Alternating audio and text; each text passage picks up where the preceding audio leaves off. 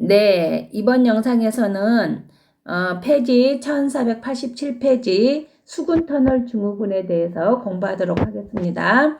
여러분 페이지 다 피셨죠? 1487페이지 카파터널 신드롬이라고 이야기를 합니다. 수군터널 증후군은 없다가 최근에 컴퓨터 이거 많이 사용하면서 이렇게 손목을 많이 쓰잖아요. 그러면서 또 특히 또 그 편의점이나 이런 데서 그 가게 손목 굴절을 많이 사용하는 계산하시는 분들 이런 분들이 많이 생깁니다. 그래서 최근에 컴퓨터 사용으로 인해 가지고 요것이 그 수군터널 증후군이 많이 발생되면서 이제 국가고시도 출제가 되고 최근에 중요한 그 질환으로 우리가 여기고 있습니다. 그래서 카파터널 신드롬 하겠습니다. 이거는 어디냐면은 공장 노동자나 계산원, 특히 이제 컴퓨터를 많이 사용하면서 손목을 항상 굴절하게 되면서 손목에 있는 이렇게 손이 있잖아요. 다리가 아니라 손이에요, 이게. 손목. 이렇게 있으면 여기에 손목에 이렇게 여기 손목 터널이 있어요. 여기 터널을 이렇게 가면서 이렇게 신경이 가는 요 신경이 있는데 얘가 정중신경이에요. 이 정중신경 이 터널이 많이 손목을 많이 쓰다 보니까 이 정중신경을 누르는 거예요. 그래가지고 압박해서 발생하는 게 수군터널 증후군입니다. 이해가 되셨죠? 얘가 터널이고 얘가 터널.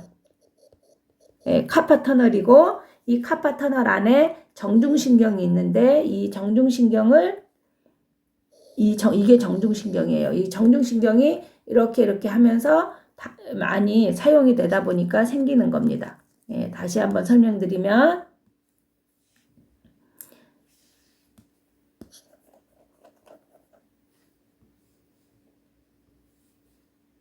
네, 이렇게 손가락입니다. 손가락, 엄지손가락 두 번째 잘 안 그려지네요. 오늘은 그죠? 이렇게 엄지손가락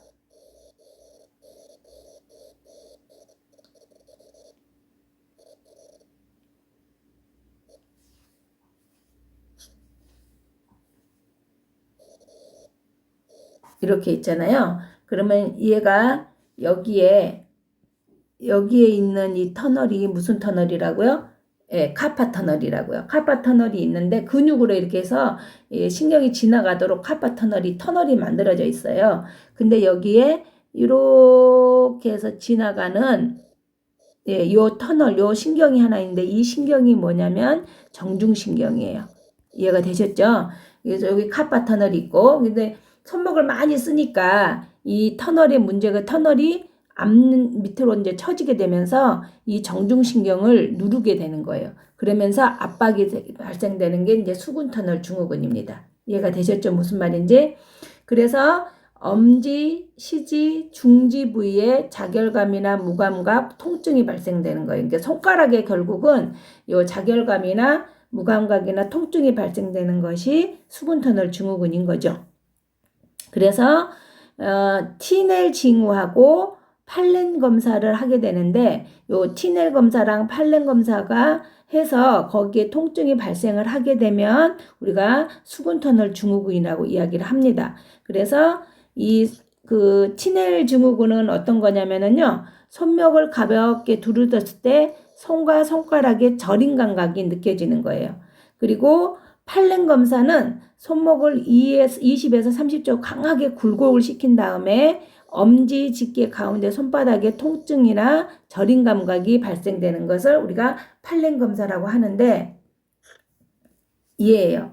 이 티넬 검사는 어떤 거냐면 여기 있죠. 손이 이렇게 있으면 이 손목이 있잖아요. 이 부분을 손가락으로 틱틱틱틱 치는 거예요. 여기를 치면 요쪽이 여기에 이제 저릿하는 느낌이나 무감각이나 이런 감각, 그죠? 통증이 발생하면서 감각이 쩌릿쩌릿한 감각이 생기면 티넬 검사를 해서 이게 생기면 수군터널 증후군이 있는 거고 이 팔렌 검사가 뭐냐면 이렇게 굴곡을 시키는 거예요.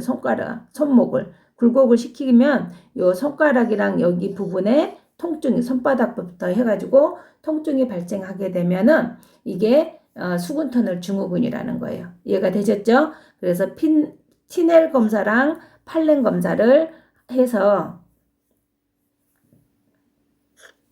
티넬 검사하고 팔렌 검사를 해서 두 개를 검사를 해서 얘가 통증이 있다. 그러면은 이거는 수분 터널 증후군이다 라고 하는 겁니다. 이해가 되셨죠?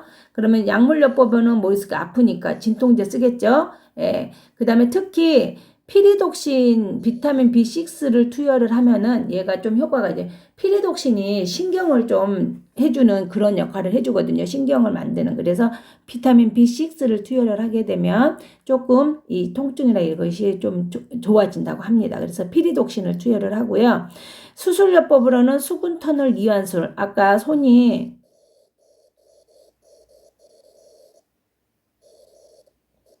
여기 있잖아요. 여기 수분 터널이 있다 그랬잖아요. 카파 터널. 그래서 요거를 이게 눌러져서 정중신경을 압박을 하니까 얘를 좀 이완해주는 수술을 하는 거예요. 이해가 되셨죠? 네. 자, 그러면은 간호는 어떻게 해야 되냐면 손을 많이 사용하는 업무를 쉬어야죠. 우선은 제일 먼저 안 아파야 되니까. 그래 손의 순환을 확인을 하고 부목을 사용해서 손목이 굴곡되는 걸 예방을 합니다. 그러니까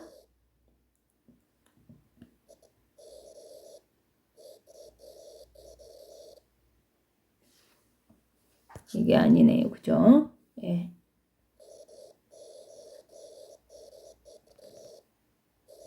여기 있으니까 여기가 아까 터널이 있다고 그랬잖아요. 여기가. 그죠? 터널이 있으니까 여기다가 이렇게 어떻게 해요?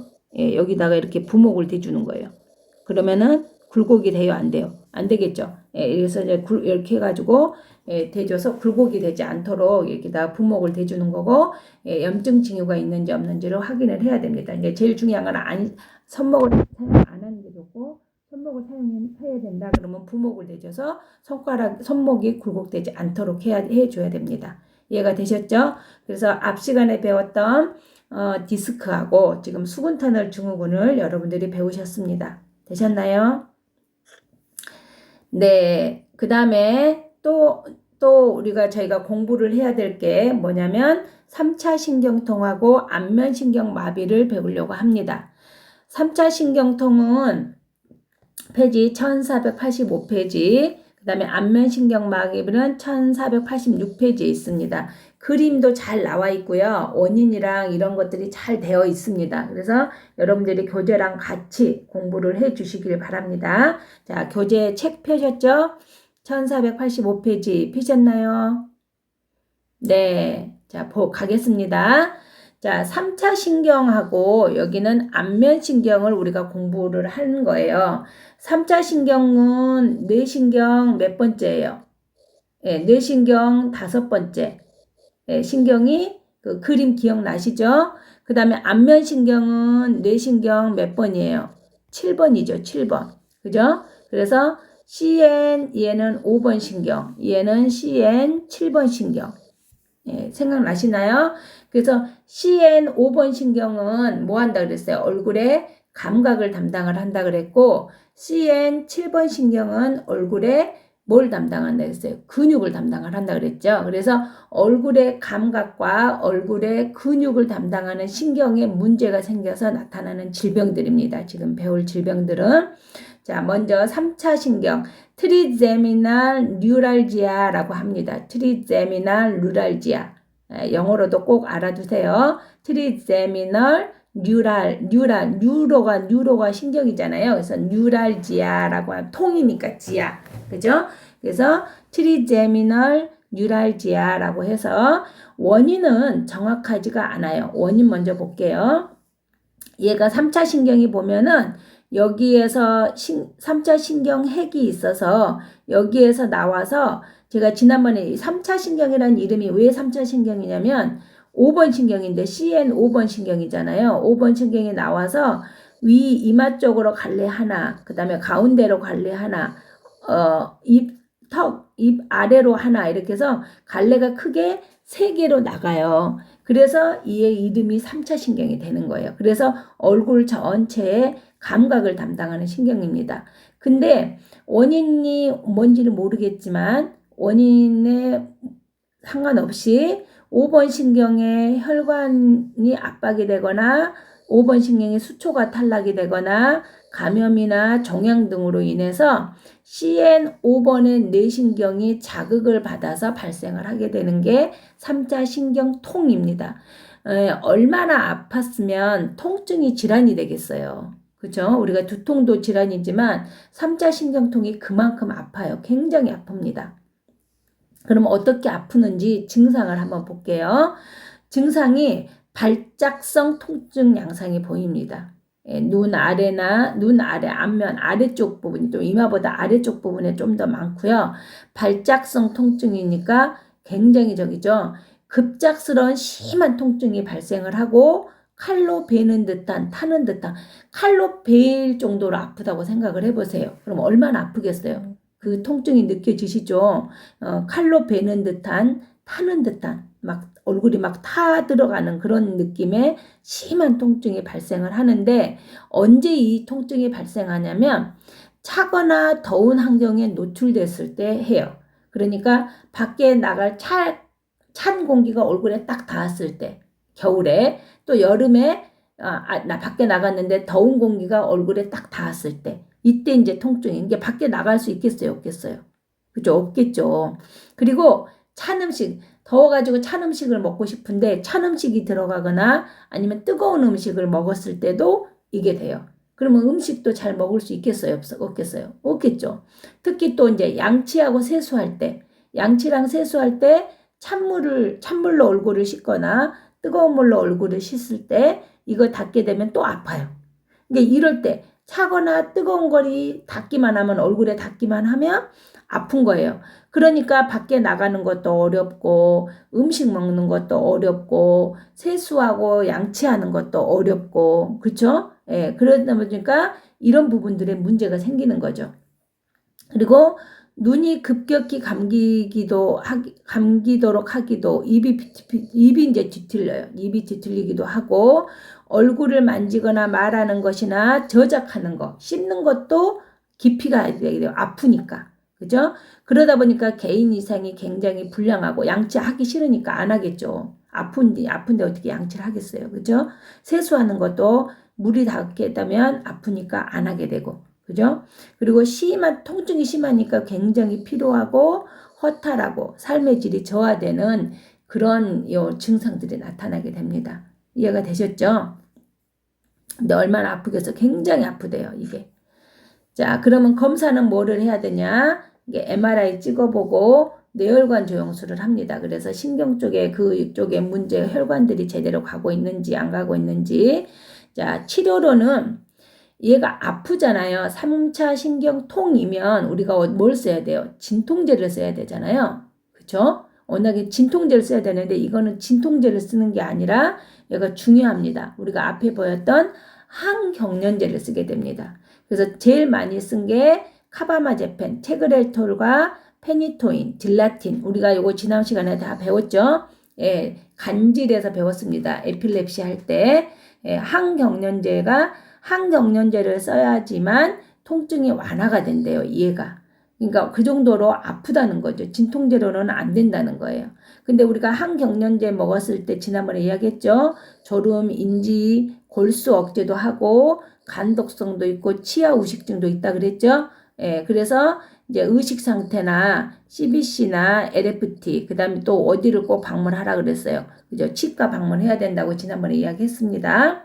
자, 또 하나는 약물요법으로 약물요법 있고 수술요법이 있는데 수술요법으로는 신경성 파괴술 그러니까 아까 3차 신경통 3차 이렇게 있잖아요. 그래서 이거를 여기 3차 신경 3개가 있었잖아요. 그래서 이렇게 잘라냅니다. 이렇게 너무 아프니까 이게 신경을 잘라내는 근육. 그러면 이거 잘라내버리면 이제 얼굴 감각을 잘 못 느끼죠. 그죠? 통증은 없지만 근데 어쨌거나 너무 아프니까 신경근 파괴술을 합니다. 절제술을. 그래서 이렇게 이제 이렇게 신경을 잘라내는 수술을 하게 됩니다. 이해가 되셨죠? 그래서 약물로는 진통제가 아니라 항경련제를 쓴다는 거. 그리고 수술요법으로는 이 신경근 절제를 한다는 거. 3차 신경을. 자, 간호 엄청 중요하겠죠. 3차 신경. 자, 아까 차거나 더운 거에 노출이 되는 경우에 한다 그랬잖아요. 그러니까 찬바람 쐬고 더위 심한 더위가 있을 때는 얼굴이 닿으면 안 되잖아요. 그러니까 얼굴 노출을 피해서 얼굴을 싹 감고 나가야 돼요. 힘들겠죠, 삶이. 그 다음에 아까 양치하거나 세수하거나 할 때 찬물이나 더울물이 닿으면 통증이 생긴다 그랬잖아요. 그러니까 실온의 물이나 아니면 면패드를 이용해서 그냥 실온의 물을 적셔가지고 면패드로 얼굴을 닦아주고, 양치하면 힘드니까 저작하고 움직이면 더 힘들어져요. 그러니까 구강암수 하도록 해서 매일 개인위생을 할 수 있도록 해줘야 됩니다. 그 다음에 음식도 아까 뜨겁고 차고 이런 거 먹으면 안 된다 그랬잖아요. 아프니까. 그래서 실온 음식으로 해가지고 부드러운 음식으로 제공을 해주고, 건강한 쪽으로 양쪽 다 그러면 좀 한쪽으로 이렇게 발생하거든요. 양쪽이 쌍이니까 얼굴이 이렇게 있으면 쌍으로 이쪽에서 3개, 또 이쪽에서 이렇게 3개 나올 거 아니에요. 그러니까 이제 한쪽에 문제가 있으면 여기 건강한 쪽으로 씹도록 해줘야 됩니다. 이해가 되셨죠? 네. 그래서 여기까지 해서 우리가 3차 신경통을 공부를 했습니다. 자, 이번에는 안면신경마비에 대해서 배우도록 하겠습니다. 자, 페이지 1486페이지입니다. 자, 찾으셨나요? 예, 바로 뒷장이잖아요. 3차 신경통 바로 뒷장. 자, 안면신경마비는 아까 좀 전에 이야기했듯이 3차 신경통은 CN 5번. 그죠? 예, 5번 신경의 문제지만, 뇌신경 5번의 문제지만, 얘는 CN 7번. 뇌신경 7번 신경의 문제라고 그랬습니다. 우리가 그래서 facial palsy, 얼굴 마비니까, facial이 얼굴이잖아요. facial palsy. 그 다음에 벨스 팔시라고 해서 안면신경 마비가 종류가 여러 가지가 있는데, 그 중에 벨 마비가 한 85%를 차지합니다. 그래서 우리가 그냥 안면신경 마비를 벨 마비라고도 이야기를 합니다. 마찬가지입니다. CN 7번에 문제가 생겨가지고 생기는 거고요. 얘는 원인이 7번이 뭐 한다고요? 얼굴 근육 담당한다고요. 예, 그래서 중추성 원인을 보면 중추성하고 말초성이 있는데, 뇌에 혈관이나 감염이 생겼을 경우, 또 말초에 종양이나 감염 외상이 생겼을 경우는 생깁니다. 자세한 원인은 알 수 없으나 CN 7번 뇌신경의 운동가지에 영향을 받아서 마비가 되는 이것을 우리가 안면신경마비, 파셜 펠스 아니면 벨 마비라고 이야기를 합니다. 벨 마비가 거의 60%를 차지하네요. 80%가 아니네. 60%를 차지를 해서 우리가 안면신경 마비를 우리가 벨 마비라고도 이야기를 합니다. 이해가 되셨죠? 자, 증상이 중요합니다. 여기 그림을 보시면서 여러분이 해주시면 될 거고요.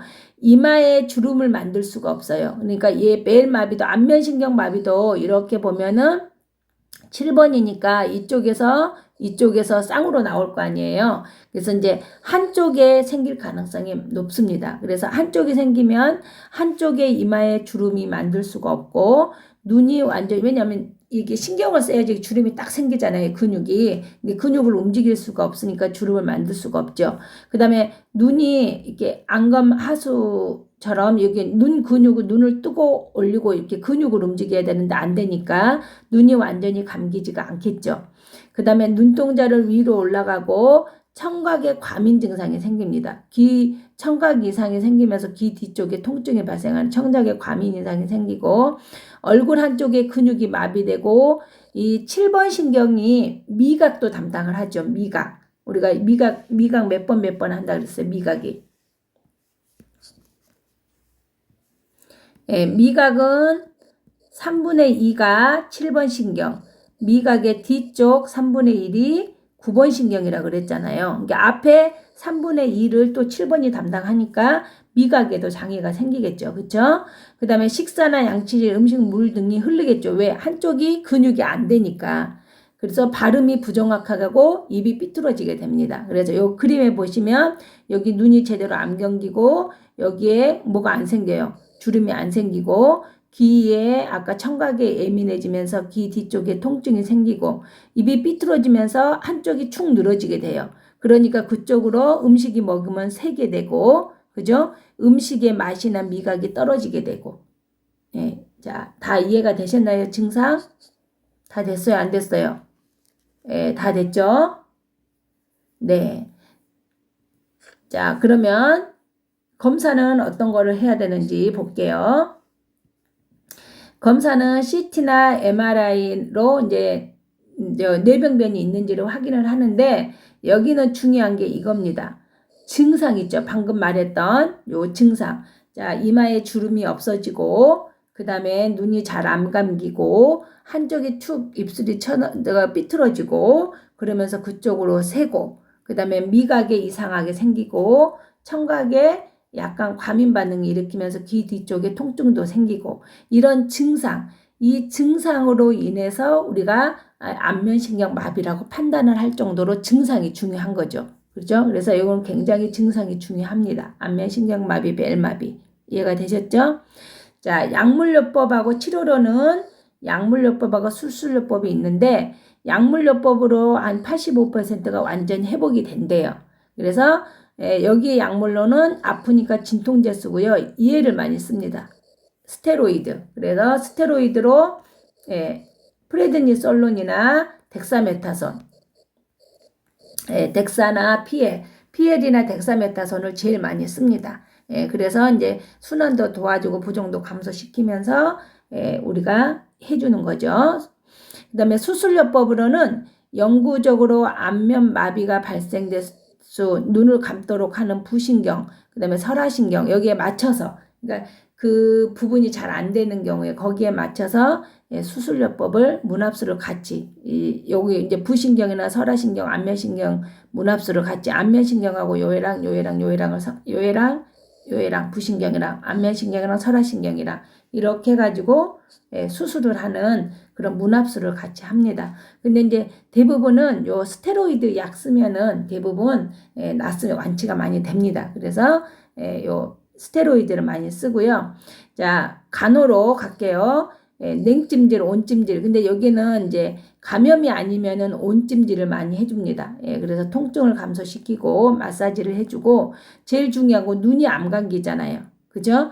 그러니까 각막을 보호하기 위해서 인공눈물 우리 지난번에 배웠죠. 야간에는 안대 쓰고 낮에 나갈 때는 선글라스 제공하고 알겠죠? 그 다음에 이제 얼굴 근육을 좀 움직이게 만들어야 되잖아요. 그래서 얼굴 근육 운동을 실시를 하는 겁니다. 그래서 눈 감기나 휘바람 이렇게 해서 휘바람 부는 거 그러면 이렇게 이제 입술이 뽕 나오면서 이 근육을 움직이게 되잖아요. 그 다음에 뺨에 바람 넣기 등을 연습을 해서 얼굴 근육 운동을 실시를 하게 되고 음식은 아까 이제 이것도 사실 삐뚤어지잖아요. 그래서 건강한 쪽으로 음식을 하고 구강 간호를 같이 해주도록 해줍니다. 이해가 되셨죠? 그래서 우리가 지금 크게 이 두 개는 문제에 엄청 잘 나옵니다. 그래서 3차 신경통하고 안면신경마비 요거는 여러분이 꼭 알게 CN 5번 뇌신경 5번 요거는 CN 7번에 문제가 생겼을 때 발생한다는 걸 알아두시면 큰 문제가 없을 거예요. 그래서 여기는 얘는 감각에 문제가 생기면서 통증이 생기는 거고 얘는 근육 얼굴 근육하고 미각을 담당한다 그랬잖아요. 그래서 이제 요거에 문제가 생긴다는 걸 알아두시면 됩니다. 그래서 제일 중요한 거는 요 증상, 두 개의 증상을 꼭 알아두셔야 됩니다. 이 3차 신경통은 차고 더운 것에 닿는 거. 그래서 얼굴에 밖에 나가서 닿거나 먹을 때 닿거나 세수할 때 닿거나 이러면은 통증이 생기는 거고 그 7번 신경의 안면신경 마비는 이제 근육에 문제가 생기니까 눈이 안 감기고 주름이 안 잡히고 입술이 삐뚤어지고 이런 부분들이 생기고 미각이나 청각에도 영향을 줘서 증상이 발생된다는 걸 여러분이 좀 알아두시면 좋을 것 같아요. 그래서 이제 제일 중요한 거는 3차 신경통은 항경련제를 쓰는 거 여기는 스테로이드 제제를 쓴다는 거 안면신경 마비는 아셨죠?